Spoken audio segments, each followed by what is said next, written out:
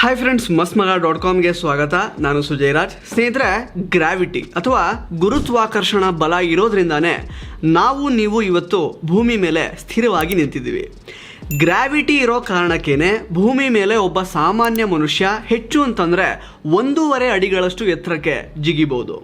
ಆದರೆ ಅದೇ ನಾವೆಲ್ಲ ಚಂದ್ರ, ಮಂಗಳ ಅಥವಾ ಬುಧ ಗ್ರಹಗಳ ಮೇಲೆ ವಾಸ ಮಾಡೋ ಥರ ಆಗಿದ್ದಿದ್ರೆ ಅಲ್ಲಿ ಏನಾಗ್ತಾ ಇತ್ತು, ಅಲ್ಲಿ ನಾವು ಎಷ್ಟು ಎತ್ತರಕ್ಕೆ ಹಾರಬಹುದಾಗಿತ್ತು, ಇದೆಲ್ಲದರ ಬಗ್ಗೆ ನೀವು ಯಾವತ್ತಾದರೂ ಯೋಚನೆ ಮಾಡಿದ್ದೀರಾ? ಸೊ ಈ ವರದಿಯಲ್ಲಿ ಈ ವಿಷಯದ ಬಗ್ಗೆ ನಿಮಗೆ ತಿಳಿಸುವಂತಹ ಪ್ರಯತ್ನವನ್ನು ಮಾಡ್ತಾ ಇದ್ದೀವಿ. ಹಾಗಾಗಿ ಈ ವಿಡಿಯೋನ ಕಡೆ ತನಕ ನೋಡಿ. ಸ್ನೇಹಿತರೆ, ಭಾರತ ಇವಾಗ ಸೂರ್ಯನ ಹತ್ತಿರ ಹೋಗ್ತಾ ಇರೋದ್ರಿಂದ ಮೊದಲು ಸೂರ್ಯನಿಗೆ ಹತ್ತಿರ ಇರುವಂತಹ ಬುಧನಿಂದಲೇ ಶುರು ಮಾಡೋಣ. ಈ ಗ್ರಹದಲ್ಲಿ ಗುರುತ್ವಾಕರ್ಷಣ ಬಲ ಭೂಮಿಯ ಅರ್ಧಕ್ಕಿಂತ ಕಮ್ಮಿ ಇದೆ. ಹೀಗಾಗಿ ನಾವು ಇಲ್ಲಿ ಜಂಪ್ ಮಾಡಬೇಕು ಅಂತ ಅಂದ್ಕೊಂಡ್ರೆ 4 ಅಡಿ ಎತ್ತರದವರೆಗೆ ಹೋಗ್ಬೋದು. ಆದರೆ ಇಲ್ಲಿ ಸರ್ವೈವ್ ಆಗಬೇಕು ಅಂತಾದರೆ ಇಲ್ಲಿನ ತಾಪಮಾನವನ್ನು ತಡ್ಕೋಬೇಕಾಗತ್ತೆ. ಯಾಕೆಂತಂದರೆ ಸ್ನೇಹಿತರೆ, ಸೂರ್ಯನಿಗೆ ಹತ್ತಿರ ಇರೋದ್ರಿಂದ ಇಲ್ಲಿ ಹಗಲಲ್ಲಿ ಟೆಂಪ್ರೇಚರ್ 800 ಡಿಗ್ರಿ ಸೆಲ್ಸಿಯಸ್ ಇರುತ್ತೆ. ಇದೊಂಥರ ಕುದೀತಾ ಇರೋ ಜ್ವಾಲಾಮುಖಿಯಲ್ಲಿ ಕಾಲಿಟ್ಟಂತಹ ಅನುಭವ. ಹಾಗಂತ ರಾತ್ರಿ ಏನು ಕಂಫರ್ಟಬಲ್ ಆಗಿರುತ್ತೆ ಅಂತಲ್ಲ. ಯಾಕೆಂತಂದರೆ ಹಗಲು ಸುಡ್ತಾ ಇರುವಂತಹ ಗಾಳಿ ರಾತ್ರಿ ಆಗೋಷ್ಟರಲ್ಲಿ -280 ಡಿಗ್ರಿ ಸೆಲ್ಸಿಯಸ್ಗೆ ಕುಸಿದಿರುತ್ತೆ. ಇದ್ರ ಜೊತೆಗೆ ಬುಧನ ಮೇಲೆ ನೀವು ಕಠೋರ ತಾಳ್ಮೆಯನ್ನ ತಂದುಕೋಬೇಕಾಗತ್ತೆ. ಯಾಕೆಂತಂದ್ರೆ ಬುಧನ ಒಂದು ದಿನ ಭೂಮಿಯ 176 ದಿನಗಳಿಗೆ ಸಮವಾಗಿರುತ್ತೆ. ಇನ್ನು ಸ್ನೇಹಿತರೆ, ಬುಧನಿಂದ ಭೂಮಿಯಿಂದ ಶುಭ್ರವಾಗಿ ಕಾಣುವಂತಹ ಶುಕ್ರನಿಗೆ ಜಂಪ್ ಆಗೋಣ ಬನ್ನಿ. ಸ್ನೇಹಿತರೆ, ಭೂಮಿಯಿಂದ ಶುಕ್ರ ಹೇಗೆ ಬರಿಗಣ್ಣಿಗೆ ಕಾಣುತ್ತಾನೋ ಹಾಗೇನೆ ಶುಕ್ರನಿಂದ ಕೂಡ ಭೂಮಿ ಕಾಣಬಹುದಿತ್ತು. ಆದರೆ ಶುಕ್ರನ ವಾತಾವರಣ ಸಲ್ಫರಿಕ್ ಆಸಿಡ್ ಮೋಡಗಳಿಂದ ಪೂರ್ತಿ ಕವರ್ ಆಗಿಬಿಟ್ಟಿದೆ. ಹಾಗಾಗಿ ಅಲ್ಲಿಂದ ನಮಗೇನು ಕಾಣಿಸಲ್ಲ. ಇಲ್ಲಿ ನೀವು ಜಂಪ್ ಮಾಡಬೇಕು ಅಂತಂದರೆ ಸುಮಾರು 1.7 ಜಂಪ್ ಮಾಡ್ಬೋದು. ಯಾಕೆಂತಂದರೆ ಶುಕ್ರ ಮತ್ತು ಭೂಮಿಯ ಗಾತ್ರ ಆಲ್ಮೋಸ್ಟ್ ಸೇಮ್ ಇದೆ. ಶುಕ್ರ ಚೂರು ಚಿಕ್ಕವನಿದ್ದಾನೆ. ಹೀಗಾಗಿ ಇಲ್ಲಿ ಬಹುತೇಕ ಭೂಮಿಯಷ್ಟೇ ಗ್ರಾವಿಟಿ ಇದೆ. ಜೊತೆಗೆ ಇದು ಕೂಡ ಬುಧನಂತೆ ಕೊತ ಕುದೀತಾ ಇರುತ್ತೆ. ಇಲ್ಲಿ ಮಳೆ ಬರುತ್ತೆ, ಆದರೂ ಕೂಡ ತಂಪಾಗಲ್ಲ. ಯಾಕೆಂತಂದರೆ ಇಲ್ಲಿನ ಮಳೆ ನಮ್ಮ ರೀತಿಯ ನೀರಿನ ಮಳೆ ಆಗಿರಲ್ಲ, ಸಲ್ಫರಿಕ್ ಆಸಿಡ್ನ ಮಳೆ ಆಗಿರುತ್ತೆ. ಇನ್ನು ಸ್ನೇಹಿತರೆ, ಚಂದ್ರನ ಮೇಲೆ ಹೋಗೋದಾದರೆ ಏನು, ಈಗಾಗಲೇ ಹೋಗಿ ಬಂದಿದ್ದೀವಿ. ಸೊ ಇಲ್ಲಿ ನಾವು ಜಂಪ್ ಮಾಡಬೇಕು ಅಂತಾದರೆ ಸುಮಾರು 9 ಅಡಿಗಳಷ್ಟು ಮೇಲಕ್ಕೆ ಹೋಗ್ತೀವಿ. ಜಂಪ್ ಮಾಡಿದ್ರೆ ಕೆಲ ಸೆಕೆಂಡ್ಗಳ ಕಾಲ ಭೂಮಿಗೆ ಬರೋದೇ ಇಲ್ಲ. ಯಾಕೆಂತಂದರೆ ಚಂದ್ರನ ಮೇಲೆ ಭೂಮಿಗಿಂತ 6 ಪಟ್ಟು ಕಡಿಮೆ ಗುರುತ್ವಾಕರ್ಷಣ ಬಲ ಇದೆ. ಆದರೆ ಸ್ನೇಹಿತರೆ, ಇಷ್ಟು ವೀಕ್ ಆಗಿರುವಂತಹ ಚಂದ್ರ ಲಕ್ಷಾಂತರ ಕಿಲೋಮೀಟರ್ ದೂರ ಇರುವಂತಹ ಭೂಮಿಯ ಸಮುದ್ರಗಳ ಮೇಲೆ ಅಲೆ ಸೃಷ್ಟಿ ಮಾಡ್ತಾನೆ ಅಂತಂದರೆ ನಂಬೋದಕ್ಕೆ ಕಷ್ಟ ಆಗುತ್ತಲ್ವಾ? ಆದರೂ ನಂಬಲೇಬೇಕು. ಯಾಕೆಂತಂದರೆ ಇದೇ ಸತ್ಯ. ಇನ್ನು ನಮ್ಮ ಮುಂದಿನ ನಿಲ್ದಾಣ ಕೆಂಪು ಗ್ರಹ ಮಂಗಳ. ಇಲ್ಲಿ ನಾವು ಹಾರಿದ್ರೆ ಗಾಳಿಯಲ್ಲಿ 4 ಅಡಿ ಎತ್ತರಕ್ಕೆ ಹೋಗ್ತೀವಿ ಅಂತ ಹೇಳ್ಬೋದಿತ್ತು. ಆದರೆ ಇಲ್ಲಿ ಗಾಳಿನೇ ಇಲ್ಲ ಅಲ್ವಾ, ಏನು ಮಾಡೋದು? ಸೊ 4 ಅಡಿ ಹಾರ್ತೀವಿ, ಆದರೆ ಗಾಳಿ ಇಲ್ಲಲ್ಲ. ಇನ್ನು ಮಂಗಳನ ಮೇಲೆ ತೆಳ್ಳನೆಯ ವಾತಾವರಣ ಇದೆ. ಇಲ್ಲಿ ನೀವು ಸಂಜೆ ಆಗೋದು ನೋಡಿದ್ರೆ ನಿಮಗೆ ನಮ್ಮ ಭೂಮಿಯಂತೆ ಕೆಂಪು ಸೂರ್ಯನ ಬದಲಾಗಿ ಸುಂದರ ನೀಲಿ ಬಣ್ಣದ ಸೂರ್ಯ ಕಾಣ್ತಾನೆ. ಜೊತೆಗೆ ನಿಮಗೆ ಇಲ್ಲಿ ಒಲಿಂಪಿಸ್ ಅನ್ನೋ ಬೃಹತ್ ಪರ್ವತ ಕೂಡ ಕಾಣಿಸ್ಬೋದು. ಇಡೀ ಸೌರ ಮಂಡಲದಲ್ಲೇ ಇದು ಅತ್ಯಂತ ದೊಡ್ಡ ಪರ್ವತ ಆಗಿದೆ. ಮೌಂಟ್ ಎವರೆಸ್ಟ್ಗಿಂತ 3 ಪಟ್ಟು ದೊಡ್ಡದಿದೆ. ಇನ್ನು ಮಂಗಳನ ಪಕ್ಕದಲ್ಲೇ ಫೋಬೋಸ್ ಅನ್ನುವಂತಹ ಉಪಗ್ರಹ ಇದೆ. ಇದು ಮಂಗಳನ ಚಂದಿರ. ಇಲ್ಲಿ ನೀವು ಜಂಪ್ ಮಾಡೋದಕ್ಕಾಗಲ್ಲ. ಯಾಕೆಂತಂದರೆ ಇಲ್ಲಿ ಗ್ರಾವಿಟಿ ಎಷ್ಟು ವೀಕ್ ಇದೆ ಅಂತಂದರೆ ನೀವು ಜಂಪ್ ಮಾಡಿದ್ರೆ ಹಾಗೆ ಬಾಹ್ಯಾಕಾಶಕ್ಕೇನೆ ಹೋಗ್ಬಿಡ್ತೀರಾ, ವಾಪಸ್ ನೆಲ ಮುಟ್ಟೋದೇ ಇಲ್ಲ. ಆದರೆ ಬೇರೆ ಉಪಗ್ರಹಗಳಿಗೆ, ಚಂದ್ರರಿಗೆ ಕಂಪೇರ್ ಮಾಡಿದ್ರೆ ಇದು ತುಂಬ ಸಣ್ಣದು, ಒಂದು ದೊಡ್ಡ ಕ್ಷುದ್ರ ಗ್ರಹದಷ್ಟಿರ್ಬೋದು. ಆದರೆ ನಮ್ಮ ಚಂದ್ರನಿಗೆ ಹೋಲಿಸಿದರೆ ಈ ಫೋಬೋಸ್ ಮಂಗಳನಿಗೆ 100 ಪಟ್ಟು ಹತ್ತಿರ ಇದೆ. ಹೀಗಾಗಿ ಒಂದಲ್ಲ ಒಂದು ದಿನ ಇದು ಕೂಡ ಮಂಗಳನಿಗೆ ಹೋಗಿ ಡಿಕ್ಕಿ ಹೊಡೆಯುತ್ತೆ. ಆಗ ಮಂಗಳನಿಗೆ ಕೂಡ ಶನಿಯಂತೆ ಉಂಗುರ ಸೃಷ್ಟಿಯಾಗುತ್ತೆ ಅಂತ ವಿಜ್ಞಾನಿಗಳು ಹೇಳ್ತಾ ಇದ್ದಾರೆ. ಇನ್ನು ಸ್ನೇಹಿತರೆ, ಮಂಗಳನ ನಂತರ ನಾವೊಂದು ವಿಚಿತ್ರ ಲೋಕಕ್ಕೆ ಹೋಗೋಣ ಬನ್ನಿ. ಇದರ ಹೆಸರು ಸಿರಿಸ್. ಸೌರ ಮಂಡಲದಲ್ಲೇ ಅತ್ಯಂತ ದೊಡ್ಡ ಕ್ಷುದ್ರ ಗ್ರಹ ಇದು. ಎಷ್ಟು ದೊಡ್ಡದಾಗಿದೆ ಅಂತಂದರೆ ಈ ಮೊದಲು ಕ್ಷುದ್ರ ಗ್ರಹ ಅಂತ ಕರೀತಾ ಇದ್ದಂತಹ ಇದನ್ನು ನಂತರ ಕುಬ್ಜ ಗ್ರಹ ಅನ್ನೋದಕ್ಕೆ ಶುರು ಮಾಡಿದ್ರು.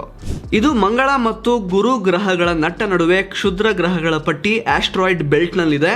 ಇಲ್ಲಿ ನೀವು ಜಂಪ್ ಮಾಡಿದ್ರೆ 52 ಅಡಿಗಳಷ್ಟು ಎತ್ತರಕ್ಕೆ ಹೋಗಿ ನಿಧಾನಕ್ಕೆ ಬಂದು ನೆಲವನ್ನು ಮುಟ್ತೀರಾ. ಈ ಸಿರೀಸ್ ಎಷ್ಟು ದೊಡ್ಡದಿದೆ ಅಂತಂದರೆ ಇಡೀ ಆಸ್ಟ್ರಾಯ್ಡ್ ಬೆಲ್ಟ್ ಕ್ಷುದ್ರ ಗ್ರಹಗಳ ಪಟ್ಟಿಯ 1/3 ಭಾಗದಷ್ಟು ಮಾಸ್ ಅಥವಾ ದ್ರವ್ಯ ರಾಶಿ ಇದೊಂದರಲ್ಲೇ ಇದೆ. ಈಗ ಸಿರೀಸ್ ನಂತರ ನಾವು ನಮ್ಮ ಮುಂದಿನ ನಿಲ್ದಾಣ ಗುರು ಗ್ರಹಕ್ಕೆ ಹೋಗೋಣ. ಗುರು ಗ್ಯಾಸ್ ಜೈಂಟ್ ಅಂದರೆ ದೈತ್ಯ ಅನಿಲ ಗ್ರಹ ಆಗಿರೋದ್ರಿಂದ ಇಲ್ಲಿ ನೆಲನೇ ಇಲ್ಲ, ಹೀಗಾಗಿ ಜಂಪ್ ಮಾಡೋದಕ್ಕೆ ಸಾಧ್ಯನೇ ಇಲ್ಲ. ಆದರೆ ಹೈಪೋಥೆಟಿಕಲಿ ಸ್ಪೀಕಿಂಗ್ ಗುರು ಗ್ರಹದ ಮೇಲೊಂದು ನೀವು ಉಪಗ್ರಹವನ್ನು ತೆಗೆದುಕೊಂಡು ಹೋಗಿ ಅದರ ಮೇಲೆ ಜಂಪ್ ಮಾಡ್ತೀವಿ ಅಂತಾದರೆ ಕೇವಲ 6 ಇಂಚು ಎತ್ತರಕ್ಕೆ ನೀವು ಹಾರ್ಬೋದು. ಗುರುಗ್ರಹ ಗಾತ್ರದಲ್ಲಿ ಭೂಮಿಗಿಂತ 10 ಪಟ್ಟು ದೊಡ್ಡದಿದೆ, ತೂಕದಲ್ಲಿ 300 ಪಟ್ಟು ದೊಡ್ಡದಿದೆ. ಹೀಗಾಗಿ ಗುರುವಿನ ಗ್ರಾವಿಟಿ ಕೂಡ ತುಂಬಾ ಹೆಚ್ಚು. ಇದ್ರ ಜೊತೆಗೆ ಸುಮಾರು 400 ವರ್ಷಗಳಿಂದ ನಿರಂತರವಾದಂತಹ ಚಂಡಮಾರುತ ಇಲ್ಲಿದೆ. ಆದರೆ ಕಾಲ ಕಳೆದಂತೆ ಇದು ಚಿಕ್ಕದಾಗ್ತಾ ಬರ್ತಾ ಇದೆ. ಹೀಗಿದ್ರೂ ಕೂಡ ಈ ಒಂದು ಚಂಡಮಾರುತದ ಒಳಗಡೆ ನಮ್ಮ ಇಡೀ ಭೂಮಿಯನ್ನು ಬೇಕಾದರೆ ತುರುಕಬಹುದು. ಇನ್ನು ನೆಕ್ಸ್ಟ್ ನಮ್ಮ ಮುಂದಿನ ಖಗೋಳಕಾಯ ಗ್ಯಾನಿಮೇಡ್. ಸ್ನೇಹಿತರೆ, ಗುರುಗ್ರಹದ 106 ಚಂದಿರನಲ್ಲಿ ಅತ್ಯಂತ ದೊಡ್ಡ ಚಂದ್ರ ಇದಾಗಿದೆ. ಇದು ಸಾಲಿಡ್ ಆಗಿದೆ, ಅಂದರೆ ನೆಲ ಇದೆ. ಹೀಗಾಗಿ ಅಕಸ್ಮಾತ್ ನೀವು ಇಲ್ಲಿ ಜಂಪ್ ಮಾಡೋದಕ್ಕೆ ಟ್ರೈ ಮಾಡಿದ್ರೆ 10 ಅಡಿ ಎತ್ತರದ ತನಕ ನೀವು ಎಗ್ಗಿರ್ಬೋದು. ಹಾಗೆ ನೋಡಿದ್ರೆ ಈ ಗ್ಯಾನಿಮೇಡ್ ಬುಧ ಗ್ರಹಕ್ಕಿಂತ ದೊಡ್ಡದು, ಆದರೆ ಇದರ ಮಾಸ್ ಅಂದರೆ ದ್ರವ್ಯ ರಾಶಿ ತುಂಬ ಕಡಿಮೆ ಇದೆ. ಹೀಗಾಗಿ ಗ್ರಾವಿಟಿ ಕೂಡ ತುಂಬ ಕಡಿಮೆ ಇದೆ. ಗ್ಯಾನಿಮೇಡ್ ಮಂಜುಗಡ್ಡೆಯಿಂದ ಆವೃತವಾಗಿದ್ದು ಒಳಗಡೆ ದ್ರವ ರೂಪದ ಮೆಟಲ್ ಕೋರನ್ನು ಹೊಂದಿದೆ. ಈ ಕೋರ್ ಇರೋದ್ರಿಂದಲೇ ಗ್ಯಾನಿಮೇಡ್ ಉಪಗ್ರಹಗಳಲ್ಲೇ ಅತ್ಯಂತ ಬಲವಾದ ಮ್ಯಾಗ್ನೆಟಿಕ್ ಫೀಲ್ಡ್ ಹೊಂದಿರುವಂತಹ ಏಕೈಕ ಚಂದ್ರ ಆಗಿದೆ. ಇನ್ನು ನೆಕ್ಸ್ಟ್ ಇವಾಗ ನಾವು ಶನಿ ಗ್ರಹಕ್ಕೆ ಹೋಗೋಣ. ಸ್ನೇಹಿತರೆ, ಗ್ಯಾಸ್ ಜಯಂಟ್ ಪ್ಲಾನೆಟ್ಗಳಲ್ಲೇ 2ನೇ ಅತ್ಯಂತ ದೊಡ್ಡ ಗ್ರಹ ಇದು. ಗುರು ಗ್ರಹಕ್ಕಿಂತ ಸ್ವಲ್ಪ ಚಿಕ್ಕದಿದೆ, ಆದರೆ ಇದರೊಳಗಡೆ 9.5 ಭೂಮಿಗಳನ್ನು ಕೂರಿಸ್ಬೋದು. ಅಷ್ಟು ದೊಡ್ಡದಿದೆ ಭೂಮಿಗೆ ಕಂಪೇರ್ ಮಾಡಿದ್ರೆ. ಆದರೆ ತೂಕದ ವಿಚಾರದಲ್ಲಿ ತುಂಬಾ ಚಿಕ್ಕದಿದೆ. ಇಲ್ಲಿ ನೀವು ಜಂಪ್ ಮಾಡೋ ಹಾಗಿದ್ರೆ ಸುಮಾರು 1.4 ಅಡಿಗಳಷ್ಟು ಎತ್ತರಕ್ಕೆ ಹಾರಬಹುದು. ಅಂದರೆ ಆಲ್ಮೋಸ್ಟ್ ನಮ್ಮ ಭೂಮಿಯ ಲೆಕ್ಕನೇ ಬರುತ್ತೆ. ಇನ್ನು ಶನಿ ಗ್ರಹ ತನ್ನ ಉಂಗುರಗಳಿಗೆ ಸಿಕ್ಕಾಪಟ್ಟೆ ಫೇಮಸ್ಸು. ಬೇರೆ ಬೇರೆ ಖಗೋಳಕಾಯಗಳು ಒಂದಕ್ಕೊಂದು ಅಪ್ಪಳಿಸಿದ ನಂತರ ಉಳಿದ ಧೂಳು ಮಂಜುಗಡ್ಡೆಗಳು ಈ ಉಂಗುರದ ರೂಪದಲ್ಲಿ ಶನಿಯ ಸುತ್ತ ತಿರುಗ್ತಾ ಇದೆ. ಇದು ತನ್ನ ಅಕ್ಷದಲ್ಲಿ ಎಷ್ಟು ಫಾಸ್ಟಾಗಿ ತಿರುಗುತ್ತೆ ಅಂತಂದರೆ ಈ ತಿರುಗುವಿಕೆಯಿಂದ ಶನಿ ಒಬ್ಲಾಂಗ್ ಶೇಪನ್ನು ಪಡ್ಕೊಂಡಿದೆ. ಒಬ್ಲಾಂಗ್ ಅಂತಂದರೆ ಧ್ರುವ ಪ್ರದೇಶಗಳಲ್ಲಿ ಫ್ಲ್ಯಾಟ್ ಆಗಿರುತ್ತೆ, ಆದರೆ ಈಕ್ವೆಟಾರ್ ಭಾಗದಲ್ಲಿ ಉಬ್ಬಿರುತ್ತೆ ಅಂತ ಅರ್ಥ. ಇದು ಕೂಡ ಗುರುವಿಗಿಂತ ಕಮ್ಮಿ ಏನಿಲ್ಲ ಅನ್ನೋ ಹಾಗೆ 62 ಚಂದಿರನನ್ನು ಹೊಂದಿದೆ. ಇನ್ನು ಸ್ನೇಹಿತರೆ, ಈಗ ನಾವು ಶನಿಯ ದೊಡ್ಡ ಉಪಗ್ರಹವಾದಂತಹ ಟೈಟಾನ್ ಕಡೆಗೆ ನೋಡ್ತಾ ಹೋಗೋಣ. ಇಲ್ಲಿ ನೀವು ಅಕಸ್ಮಾತ್ ಜಂಪ್ ಮಾಡಿದ್ರೆ 11 ಅಡಿಗಳಷ್ಟು ಎತ್ತರಕ್ಕೆ ಹೋಗ್ಬೋದು. ಇಲ್ಲಿಯ ವಾತಾವರಣ ದಪ್ಪವಾಗಿದ್ದು 95 ಭಾಗ ನೈಟ್ರೋಜನನ್ನು ಹೊಂದಿದೆ. ಹೀಗಾಗಿ ಟೈಟನ್ನ ನೆಲದಲ್ಲಿ ಮುಸುಕಿನ ವಾತಾವರಣ ಇರುತ್ತೆ. ಜೊತೆಗೆ ಈ ಒಂದು ಉಪಗ್ರಹ ಬಹುತೇಕ ಮಂಜುಗಡ್ಡೆಯಿಂದ ಆವೃತವಾಗಿದೆ. ಹೀಗಾಗಿ ಟೈಟಾನ್ ಧ್ರುವದ ಒಳಗಡೆ ನೀರಿದೆ ಅಂತ ಹೇಳ್ತಾರೆ. ಇನ್ನೊಂದು ಅದ್ಭುತ ಅಂತಂದರೆ ಇಲ್ಲಿ ಕ್ರಯೋ ವಾಲ್ಕೆನೋಗಳಿವೆ. ಅಂದರೆ ಇಲ್ಲಿ ಜ್ವಾಲಾಮುಖಿ ಸ್ಫೋಟ ಆದಾಗ ಲಾವಾ ರಸದ ಬದಲು ಐಸ್ ಚಿಮ್ಮುತ್ತೆ. ಇನ್ನು ನಮ್ಮ ನೆಕ್ಸ್ಟ್ ಸ್ಟಾಪ್ ಯುರೇನಸ್. ಸ್ನೇಹಿತರೆ, ಮತ್ತೊಂದು ಜಯಂಟ್ ಪ್ಲಾನೆಟ್ ಇದು. ಆದರೆ ಇದು ಗ್ಯಾಸ್ ಜಯಂಟ್ ಅಲ್ಲ, ಐಸ್ ಜಯಂಟ್. ಹಾಗೆ ನೋಡಿದ್ರೆ ಇದು ಗುರು ಮತ್ತು ಶನಿ ಥರನೇ ಇದೆ, ಆದರೆ ಇದರ ವಾತಾವರಣ ಮತ್ತು ಮ್ಯಾಂಟಲ್ ಭಾಗದಲ್ಲಿ ಗ್ಯಾಸ್ ಬದಲು ಹೆಚ್ಚು ಮಂಜುಗಡ್ಡೆನೇ ಇರುತ್ತೆ. ಇಲ್ಲಿ ಜಂಪ್ ಮಾಡೋದಕ್ಕೆ ಟ್ರೈ ಮಾಡಿದ್ರೆ ಸುಮಾರು 1.7 ಅಡಿ ಎತ್ತರಕ್ಕೆ ನೀವು ಜಿಗಿಬೋದು. ಯುರೇನಸ್ ಇಡೀ ಸೌರ ಮಂಡಲದಲ್ಲೇ ಅತ್ಯಂತ ಕಡಿಮೆ ಟೆಂಪರೇಚರನ್ನು ಹೊಂದಿರುವಂತಹ ಪ್ಲಾನೆಟ್ ಆಗಿದೆ. ಲಿಕ್ವಿಡ್ ನೈಟ್ರೋಜನ್ಗಿಂತ ಕೋಲ್ಡ್ ಆಗಿರುತ್ತೆ. ಇನ್ನು ನಮ್ಮ ಮುಂದಿನ ನಿಲ್ದಾಣ ಯುರೇನಸ್ನ ಅವಳಿ ನೆಪ್ಚೂನ್. ಇದು ಕೂಡ ಮತ್ತೊಂದು ಐಸ್ ಜಯಾಂಟ್ ಅಂತಲೇ ಹೇಳ್ಬೋದು. ಆದರೆ ಇದು ಯುರೇನಸ್ಗಿಂತ ಚಿಕ್ಕದಾಗಿದ್ರೂ ಕೂಡ ಹೆಚ್ಚಿನ ಮಾಸನ್ನು ಹೊಂದಿದೆ. ಹೀಗಾಗಿ ಗ್ರಾವಿಟಿ ಕೂಡ ತುಂಬಾ ಜಾಸ್ತಿ ಇದೆ. ಹೀಗಾಗಿ ನೀವು ಅಕಸ್ಮಾತ್ ಇಲ್ಲಿ ಜಂಪ್ ಮಾಡೋದಕ್ಕೆ ಟ್ರೈ ಮಾಡಿದ್ರೆ 1.3 ಅಡಿ ಎತ್ತರಕ್ಕೆ ಮಾತ್ರ ಜಂಪ್ ಮಾಡ್ಬೋದು. ಇನ್ನು ಈ ಒಂದು ನೆಪ್ಚೂನ್ನಲ್ಲಿ 1 ವರ್ಷ ಅಂದರೆ ಭೂಮಿಯ ಲೆಕ್ಕದಲ್ಲಿ 169 ವರ್ಷ ಅಂತ ಅರ್ಥ. ಯಾಕೆಂತಂದರೆ ನೆಪ್ಚೂನ್ ಸೂರ್ಯನಿಂದ ಭೂಮಿಗಿಂತ 30 ಪಟ್ಟು ದೂರದಲ್ಲಿದೆ. ಇನ್ಫ್ಯಾಕ್ಟ್ ಇದು ನಮ್ಮ ಸೌರ ಮಂಡಲದ ಗಡಿ ಅಂತ ಹೇಳ್ಬೋದು. ಎಸ್ ಸ್ನೇಹಿತರೆ, ಇಲ್ಲಿಗೆ ನಮ್ಮ ಜಂಪಿಂಗ್ ಜರ್ನಿ ಮುಗಿದಿಲ್ಲ. ನೆಪ್ಚೂನ್ನ ಚಂದಿರ ಟ್ರೈಟನ್ ನಮ್ಮ ಮುಂದಿನ ಸ್ಟಾಪ್. ಇಲ್ಲಿ ಗ್ರಾವಿಟಿ ತುಂಬ ಕಮ್ಮಿ ಇದೆ.